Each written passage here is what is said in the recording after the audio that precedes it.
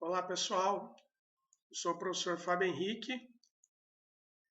Estarei abordando alguns aspectos importantes que devem ser considerados na elaboração do gerenciamento de riscos ocupacionais. O gerenciamento de riscos ocupacionais envolve uma gestão bastante complexa, uma gestão sistêmica de todos os processos relacionados à segurança e saúde ocupacional.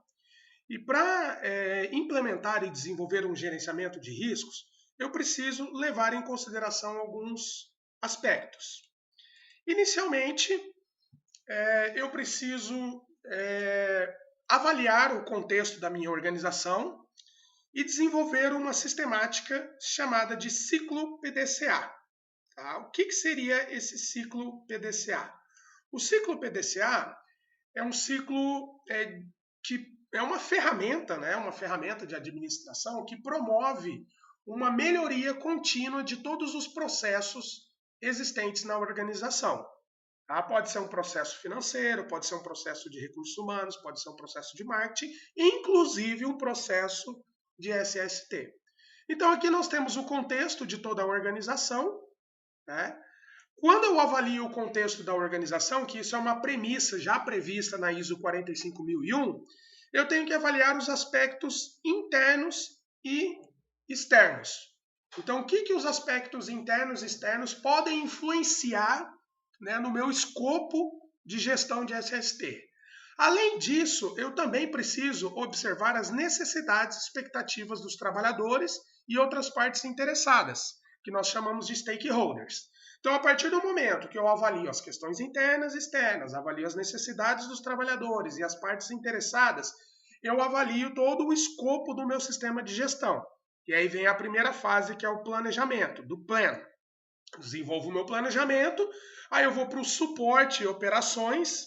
Esse diagrama aqui, eu fiz uma adaptação da ISO 45001, tá? Então é uma visão sistêmica. O que é uma visão sistêmica? É uma visão baseada na teoria geral dos sistemas. Eu vou avaliar a organização de uma forma ampla. Então fiz uma adaptação, né, desse diagrama com base na ISO 45001. Então a partir do momento que eu fiz o planejamento, o plan, o do, que seria o suporte e operações, eu venho para a avaliação de desempenho. Na avaliação de desempenho, eu preciso monitorar os meus indicadores de desempenho, que é o cheque. A partir daí, eu vou para o action, né, para o A, que é o processo de melhoria contínua, que nós chamamos de Kaizen. Então, no meu planejamento, eu desenvolvi o meu objetivo. Passei por todas as etapas. Se eu chegar aqui na última etapa e verificar que esse objetivo ele não foi cumprido, eu vou girar novamente o ciclo, vou rever o meu objetivo, rever as minhas metas, rever o meu processo, rever os meus indicadores. Tá? Por isso que existe um processo de retorno, né, que a gente chama de feedback, ó, os resultados pretendidos do sistema de gestão.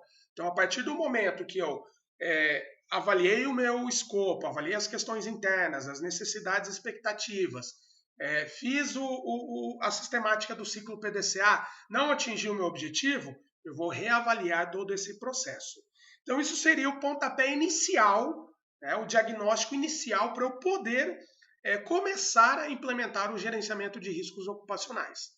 A partir daí, existem outras questões que eu preciso me atentar. Né? O que eu devo considerar na estruturação e elaboração de um gerenciamento de riscos ocupacionais?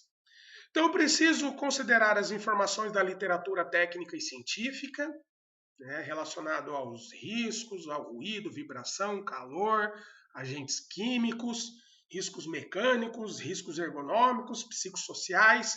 Eu preciso estudar, eu preciso pesquisar, eu preciso saber o que tem o que está previsto na literatura técnica e científica.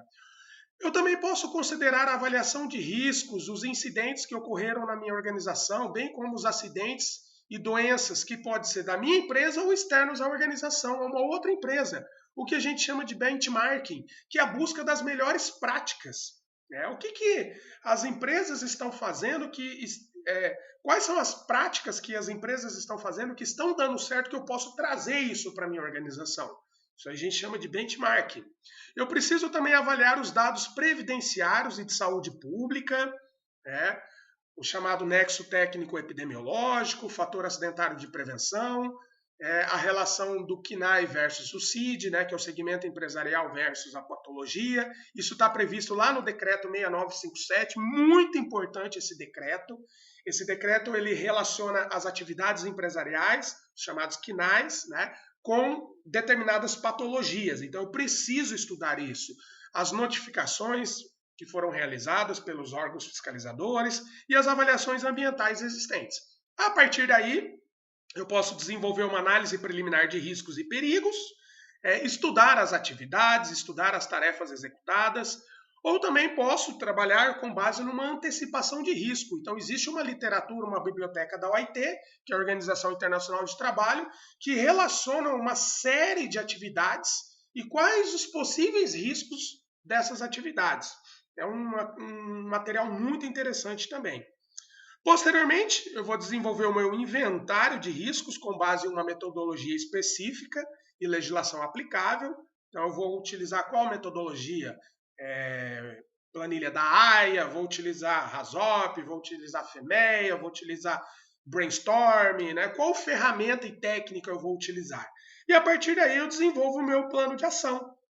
Verifico a questão dos EPCs, né, os equipamentos de proteção coletiva, os EPIs, os treinamentos, os procedimentos que são adotados, plano de ação emergencial, que isso está previsto também no gerenciamento de riscos, as inspeções periódicas e outros programas que possam estar diretamente ou indiretamente relacionados.